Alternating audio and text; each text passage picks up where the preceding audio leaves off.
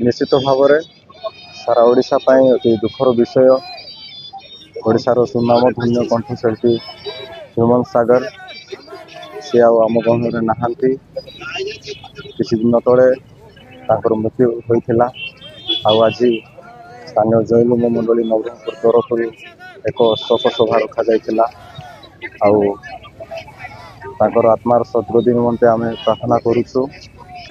परिवार निमंते शांति और सांत्वना निमंते आम प्रार्थना करुचु। जेपरी परिवार गोटे सांत्वनामय जीवन बंची पारे। पुणी ओडिशा रे गोटे बिग लॉस कहले चले। आउपरी व्यक्ति को पाइबाटा बहुत कष्ट आम पाए। कंट्रीब्यूशन ओडिशा पाए बहुत परिमाण थिला।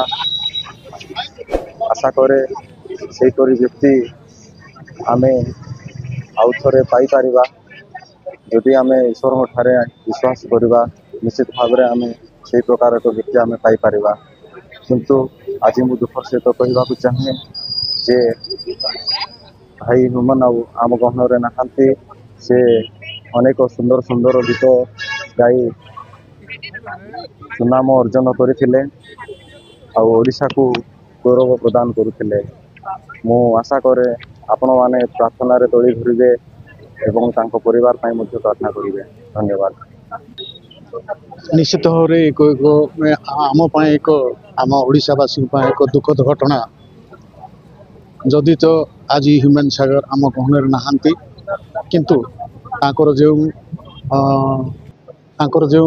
कार्य बा जो संगीत परिवेशन जो गायन जो कंठदान करिसेंती निश्चित भाव में ओडिशावासी सबुदिन मन रखिए। आज आम ख्रीष्टीय युवक संघ तरफ नवरंगपुर तरफ आज जन्मदिन आम पालन करुचु। अवसर में आम समस्ते युवबंधु सहित आम समस्त मंडली आम व्यक्तिगत श्रद्धांजलि प्रदान करुचु। एवं आम आशा करुचु आगामी दिन मानक से आम एक प्रेरणादायक हेबे। आम युवपीढ़ी प्रेरणा प्राप्त होती। निश्चित भाव में आगामी दिन मानक सिनेमा जगत रे आमर जो सामाजिक क्षेत्र में जहाँ अच्छी से सबुठे पिला माने आग बढ़ी गीत गान करेंगे संगीत रे आसबे यह आम आशा करुचु। गोटे गोटे सबुठ बड़ विषय हूँ माँ एवं बर्तमान जड़े रही जाइछंती। माँ हृदय आज कि प्रकार माने होता आम हुए तो गोटे माँ ही जापर। जो न्याय बोली से माने जो अन्याय होली कहते से न्यायटा जेपरी पाइपर। एथिपाई आम समस्ते ओडिशावासी माँ पछरे आम ठिया हेबार आवश्यक रही। सहित जो झील अच्छे से झील जेपरी बापांकर माने गोटे पाद चला गोटे से देखिपारे जे बापा जो प्रकार कार्य करुले से जदि करें से प्रेरणा मिलू। आमर एति आम प्रभु प्रार्थना करुचु।